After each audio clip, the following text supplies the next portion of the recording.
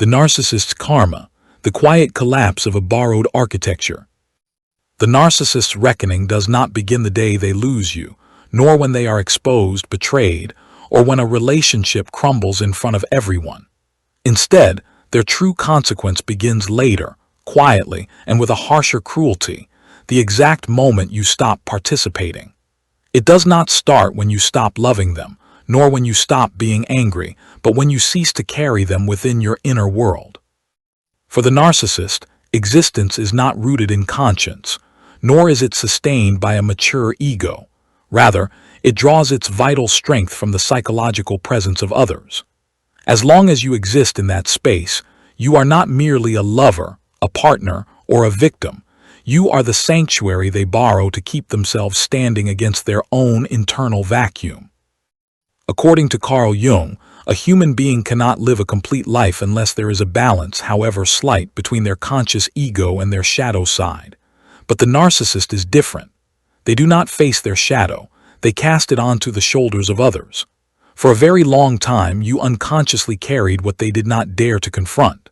You called manipulation love, you called control attachment, and you called your own exhaustion sacrifice. In doing so, you delayed what was always inevitable, the moment they would be forced to face themselves. Therefore, when you walk away, what happens is not an ordinary loss.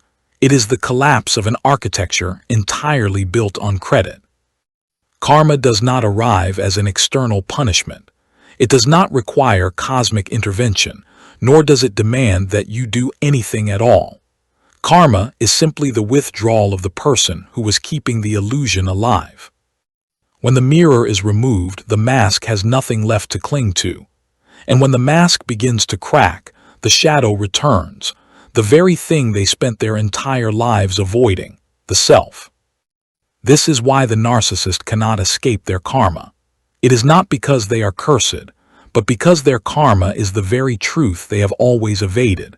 It is also why you play a far greater role than you ever realized, not because you are seeking revenge, and not because you are stronger than them, but because when you choose yourself, you stop serving as a sanctuary for falsehood. When that happens, what remains is not a loud, dramatic explosion, but a process of internal unraveling that no one can save them from. Part I. Karma begins when you stop carrying them.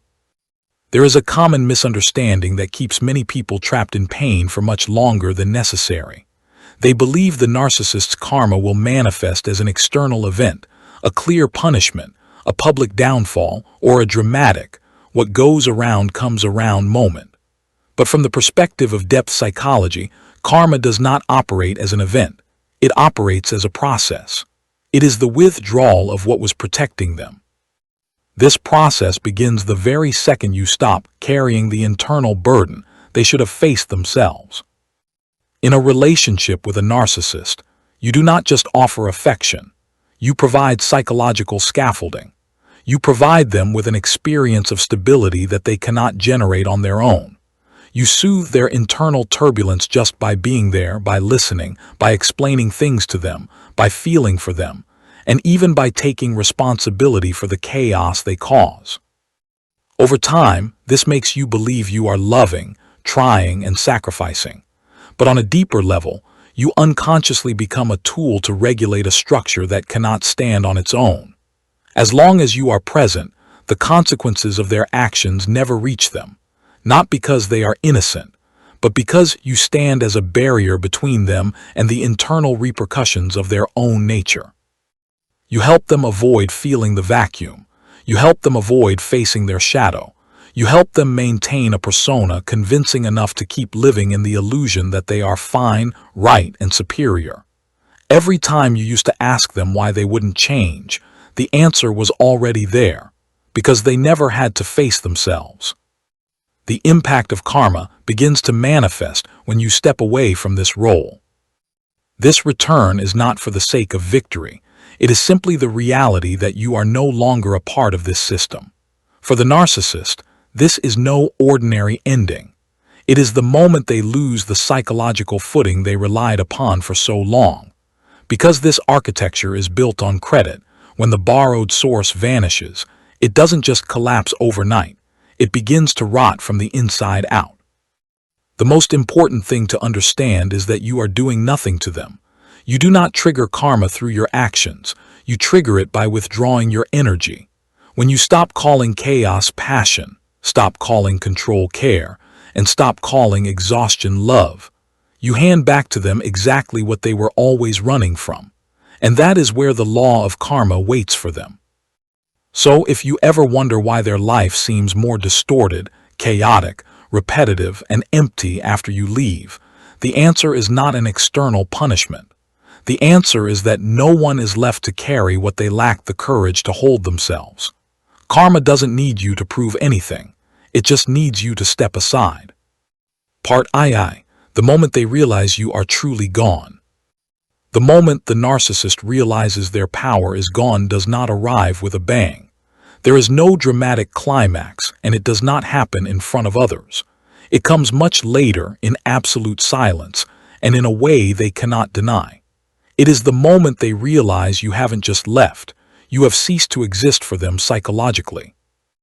At first, they don't believe it. In their world, people don't truly disappear. They just go silent to get attention, or they pull away to be chased. So they wait. They wait for a reaction, a text, a sign, a spark of jealousy, any moment where you lose control, anything to prove they still hold sway over you. But nothing happens. And it is precisely this nothingness that begins to fracture their structure. At this point, a strange sensation creeps over them. It is not sadness or longing, but an ambiguous anxiety, an unsettling emptiness, as if a power line that used to feed them energy has been cut. Yet they don't understand why the current has stopped. They begin to check on you. They reread old messages, snoop through mutual connections, post excessively, act out, not to live their lives but to see if you are still watching. When they receive absolutely no response, this anxiety turns into a burning panic. This is the moment their authority truly begins to crumble. Power for the narcissist does not depend on whether you stay or leave. Power depends on this, whether they still occupy space in your mind. When they begin to feel that you no longer revolve around them, that you are no longer waiting, no longer reacting, and no longer needing to understand them, an instinctual terror strikes them. If I am no longer seen through them, then who am I? From a Jungian perspective, this is where the persona begins to starve. The mask that relied entirely on an audience suddenly becomes heavy and exposed, and the shadow, the repressed part, the emptiness, the shame begins to bleed out from within. But the narcissist does not know how to face this. They never learned how to be alone with themselves. So instead of stopping, they escalate. They become louder, invent new stories, jump into new relationships, and project a new version of, I am better than ever. But behind those images lies a bitter truth. No one believes in them the way you did. No one supports them, and no one regulates their emotions for them anymore. The more they perform, the emptier they feel. The harder they try to prove themselves, the more exhausted they become, because they are trying to maintain an ego that no longer has a foundation. The moment they truly realize their power is gone often comes in the most ordinary circumstances. A quiet evening, a moment with no witnesses, when they think of you suddenly and realize that you are no longer there to be affected by them. You are no longer there to be hurt, no longer there to be pulled backward, and no longer there to be manipulated. This does not make them feel remorse, it terrifies them. For the first time, they face an irreversible reality. You have exited their system. From that moment on, everything they do is no longer an expression of power, but a reaction to losing it. The smear campaigns, the personal attacks, the attempts to control the narrative, and the indirect manipulations are all desperate attempts to deny what has occurred. But deep down, they know. They know that what truly mattered to them is gone, not you, but their access to you. And this is the point of no return in the narcissist's fate. Part III. Why the substitute cannot fill the vacuum. After they realize you are truly gone, the narcissist's immediate reaction is almost always the same. They look for a replacement. This is not out of love, nor is it for the sake of healing. It is because they need to instantly plug the expanding void inside them. For them, silence is not a space for reflection. It is a threat.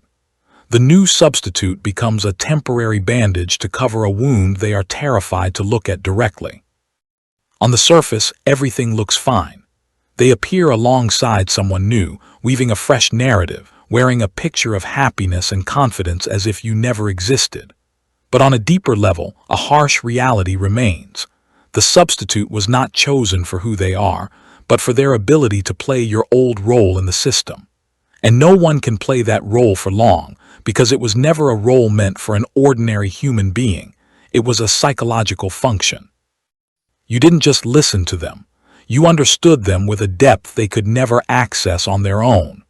You regulated their emotions, smoothed over their internal conflicts, and protected their self-image from collapsing. The new substitute cannot do this. Not because they are inferior, but because no one can carry an empty structure forever. When these unconscious expectations are inevitably unmet, the narcissist becomes disappointed, then irritated, and finally contemptuous of the very person they just chose. From a Jungian lens, the problem is not the person. It is the absence of an independent self. The narcissist does not seek connection. They seek a reflection. And that reflection inevitably fades the moment the other person begins to set boundaries, show their own feelings, and voice their own needs. When this new person starts to show up as a real human being, tired, doubtful, questioning, they instantly transform into a threat instead of a solution. When that happens, the vacuum returns deeper than before. Now it is not just an internal void, it is a silent comparison. Not a comparison between two people, but between two states of being, the state when you were there and the state now that you are not. No matter how much they deny it, their body and mind remember a time when things were easier, more stable, and less chaotic.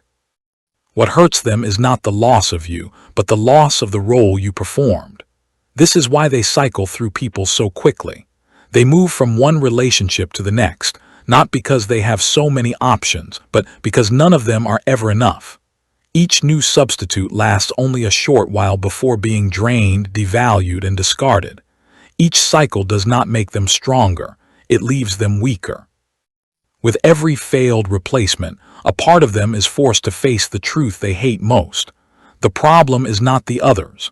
This emptiness is not the absence of a relationship. It is the absence of a self that was never built in the first place. No new substitute can fill from the outside what was supposed to form from within. You did that once, not because you were created to carry it, but because you loved and you didn't know how to stop until you withdrew. When you pulled away, you took with you the only capacity that allowed them to temporarily avoid themselves. From that moment on, every substitute is nothing but a late, desperate attempt to recreate what cannot be recreated. Part IV. Why they find someone new, yet remain pulled toward you. There is a paradox that confuses many victims and makes them doubt themselves.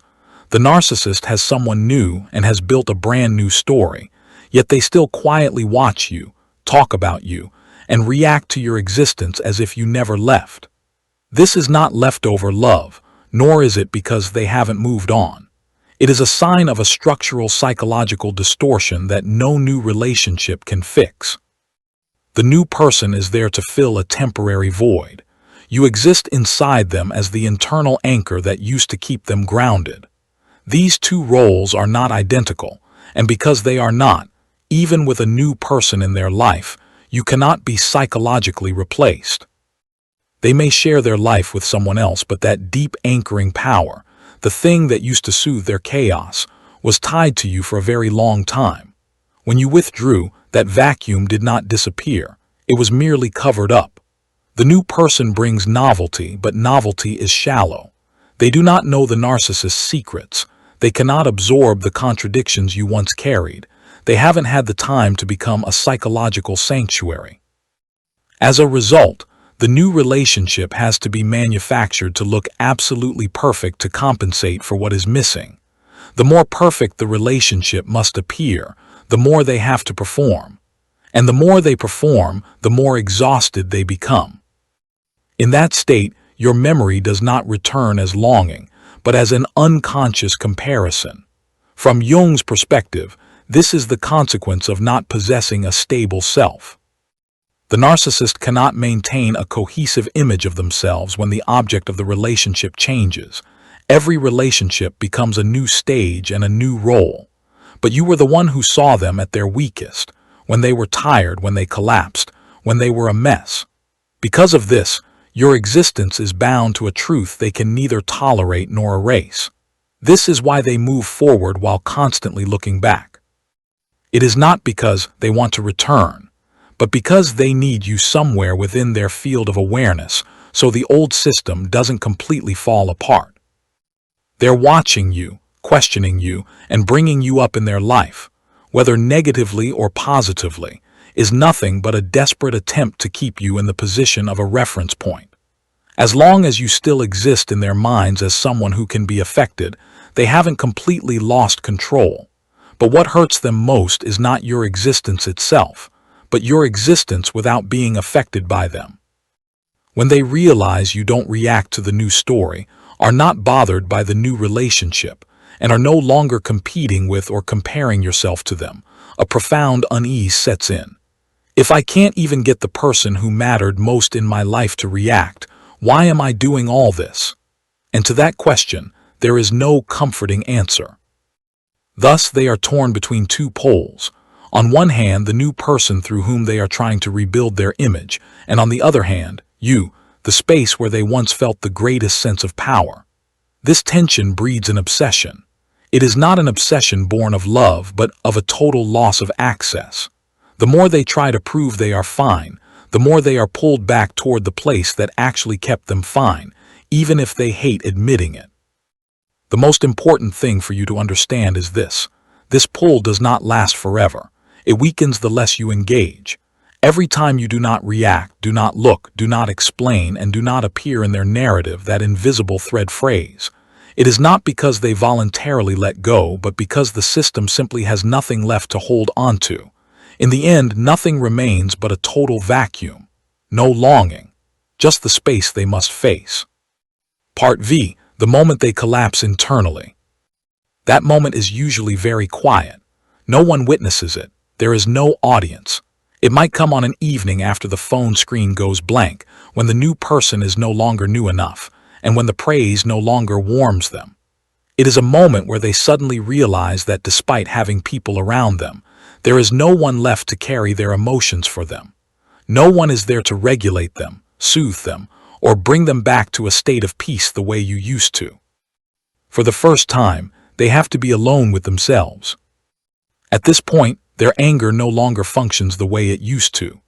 The rage fades away, exposing something far more terrifying, a vacuum that cannot be filled. It is not sadness over an object, nor pain over a loss, but a realization that there is absolutely nothing inside to hold on to.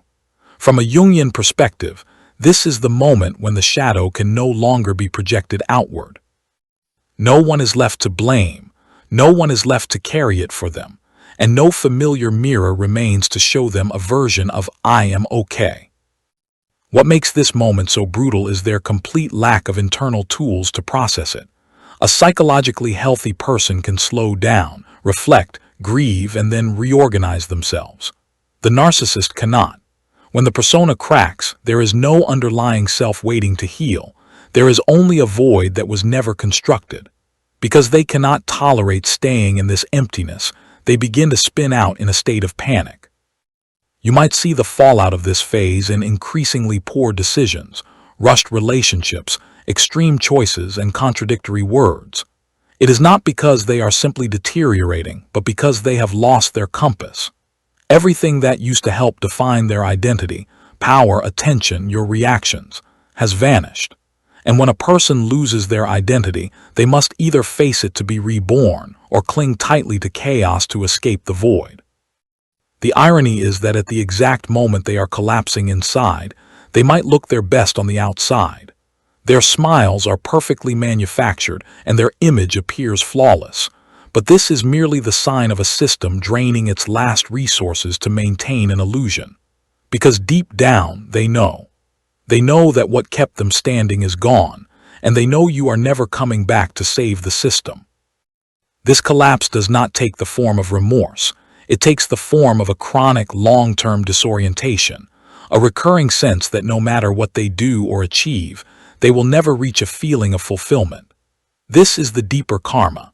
It is not a punishment but the forced necessity of living with the very vacuum they spent their entire lives trying to avoid. When you withdraw completely, with no reaction, with no presence in their narrative, this moment becomes irreversible. If you ever wondered when they truly break down, this is the answer. Not when you were in the depths of your pain, but when you found your peace. Not when they lost you, but when they lost the role you played in their internal world. From that moment on, no substitute is powerful enough to restore them to who they were. Part VI. Why your peace is the final blow. Your peace is the definitive blow. Your peace is not a victory, it is not announced, and it requires no audience. This is precisely why the narcissist cannot tolerate it. It is not because you are living a better life than them, but because your peace is entirely outside of their control. This is the final stage of karma, where nothing remains to compete over, nothing remains to argue about, and nothing remains to manipulate. Throughout the relationship, the narcissist's power fed on your reactions, your pain, your hope, your unanswered questions, and the moments you tried to understand, fix, and wait. As long as you were hesitant, they had a role. As long as you were hurting, they had an impact. But when you attain peace, all those pillars disappear at once, not gradually, but all at once. What makes your peace the final blow is that it gives them no position to take. You are not opposing them so they cannot fight. You do not need to understand them so they cannot explain. You are no longer hurting so they cannot wound you. This peace is not mere indifference. It is a state of being where you no longer require them to participate in your inner life. For a narcissist, that is the equivalent of being completely erased from their sphere of influence. From a Jungian perspective, this is the moment your psychic energy returns entirely to your own self. There is no place left for their persona to reflect itself, no one left to carry their shadow. And you, who once played a pivotal role in their stability, are no longer there to do anything. No saving, no judging, no confronting, just total absence. This peaceful absence is the one thing that cannot be recovered.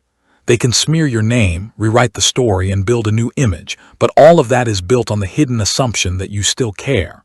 When you truly stop caring, not just on the surface but deep in your soul, the whole thing collapses because there is no longer an audience to care. There is a very subtle moment when the narcissist senses this, when they realize that no matter what they do, you will not be shaken. Not because you are trying to be stronger than them, but because you have simply checked out of the game. And in a game of power, the one who walks away doesn't lose. They end the game. That is why your peace is the final blow. It doesn't just hurt them more. It denies them any opportunity to inflict harm, any conflict to exploit, any emotion to drain, and any role to occupy. The law of karma requires no further action. It is completed the moment you return to yourself. From that moment on, the story is no longer about them. It is about you, the person who reclaimed ownership of their inner life. No need to prove anything. No need to win or lose. Just the steady silence of someone who walked through the darkness and chose not to carry it with them anymore. Part VII. The closed loop of the narcissist's fate. When the law of karma is fulfilled, the loop they are trapped in closes. When it is fulfilled, there is no moment of celebration, no dramatic downfall. No one steps forward to read a verdict. The narcissist's karma does not end with an event, but with a closed loop, an inescapable structure because it originates from within their own self, not from external circumstances. This loop begins with the vacuum. It is not an emptiness caused by losing you, but by the absence of anyone to anchor a sense of worth within them. From this vacuum, they crave stimulation, a new person, a new role, a new story, a new power. For a brief moment, everything lights up again. They return to their performance and believe once more that they are fine. But this light never lasts because it does not touch the root. When its effect fades, they drop back into the original vacuum, deeper and colder than before. From Carl Jung's perspective, this is the loop of a persona without a supporting self. Every time the persona is rebuilt, it requires a greater amount of reflection to survive. But because the shadow was never integrated, every structure is temporary. They are forced to run faster, perform harder, and control more harshly, not to live well but to avoid stopping. The subsequent loop is always search, withdrawal, then abandonment. They look for someone new with the unconscious hope that this time will be different, that this time will be enough. But as soon as the other person begins to show their boundaries, enforce limits, or stop mirroring their manufactured image, contempt surfaces. They withdraw their energy, devalue them, and leave. Then the loop starts all over again, faster, more exhausting, and emptier. What makes this loop a complete karma? It is this: there is no longer a way out through awareness. Before, when you were still there was a possibility, however fragile, of holding them, grounding them, and saving them from themselves. When you withdraw completely, that possibility vanishes. No one is close enough to carry it for them, and no one is deep enough to reflect their true sides. Thus, every repetition brings no hope of correction, only further evidence of a dead end. The final and heaviest loop is self-persuasion. They begin to tell their story not to convince others, but to convince themselves that everything is fine, that they were right, that you were the problem, and that what was lost doesn't matter. But the more they repeat that story, the emptier they feel, because deep down they know that if the story were true, they wouldn't need to tell it over and over again. Here, the circle of karma is complete, not because they are being actively punished, but because they are trapped inside their own defense mechanism. There is no climax, no clear ending, just an inner life swinging between emptiness and cheap excitement, disappointment and denial. And that loop continues not because you are still there, but because you are no longer there. Meanwhile, on the other side of that circle, you have left their orbit. You are no longer part of the cycle. You are no longer pulled into the search, the withdrawal, and the abandonment. You are no longer required to prove anything or wait for change. Your karma is the exit. Their karma is the repetition. And this quiet, unspectacular difference is the deepest consequence that no new relationship can ever alter. At this point, the most important thing must be restored to its rightful place. This story was never about how to punish the narcissist. It was about where the karma stops. And the karma does not stop with them, it stops with you. When you were present, you stood between them and their internal consequences. You carried for them, regulated for them, and kept an empty structure functioning. When you withdrew, you did not push them down. You simply stepped off the tracks of their karma. From that moment on, everything proceeded according to its own nature, without needing a single extra action from you. From a Jungian perspective, this is where the process of individuation is truly completed. Psychic energy is no longer bound to an external object. It returns to the center of the self. No more trying to fix, no more trying to understand, no more trying to save, just the full presence of a person who has reclaimed ownership of their inner life. The narcissist continues in their spiral not because you abandoned them, but because they never built a sanctuary within themselves to return to. You are different. You step out of the vortex. You do not carry your shadow as a weapon. You do not need to win. You do not need their collapse to validate your worth. Your quiet, stable life is the ultimate resolution. Perhaps this is the deepest truth of karma. It is not loud, it does not pass judgment, and it requires no witnesses. It operates with a merciless precision. Whoever takes internal responsibility finds freedom. Whoever avoids it simply repeats themselves. You were never their lesson. You were the end point of a cycle to which you no longer belong. From here on out, the story will not continue on its old path, not because everything has been resolved, but because you left the place where you were forced to resolve things on behalf of someone else. And that is not an escape. It is a return home.